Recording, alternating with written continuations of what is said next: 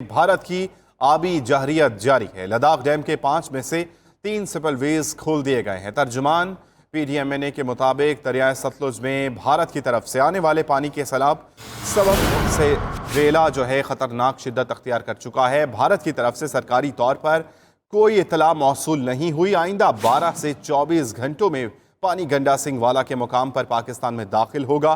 ایک اندازے کے مطابق 1.5 سے 2 لاکھ کیوسک پانی پاکستانی حدود میں داخل ہو سکتا ہے۔ قصور اور دریائے سندھ کے اطراف کے اضلاع کی انتظامیہ کو تیار رہنے کی ہدایت کی گئی ہے، جبکہ ترجمان NDM میں اعداد و شمار اور معلومات بھارتی میڈیا سے لیے گئے اندازے کے مطابق ہیں۔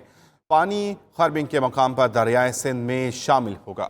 ڈیزاسٹر مینجمنٹ اتھارٹی اور تمام ضلع انتظامیہ کو الرٹ بھی جاری کر دیا گیا۔ بھارت کی آبی جارحیت لداخ ڈیم کے 5 میں سے 3 سپل ویز کھول دیے۔ ترجمان NDMA کے مطابق دریائے ستلج میں بھارت کی طرف سے آنے والے پانی کے سبب سیلاب کا خطرہ ہے۔ بھارت کی طرف سے سرکاری طور پر کوئی اطلاع موصول نہیں ہوئی۔ آئندہ 12 سے 24 گھنٹوں میں پانی گنڈا سنگھ والا کے مقام پر پاکستان میں داخل ہوگا۔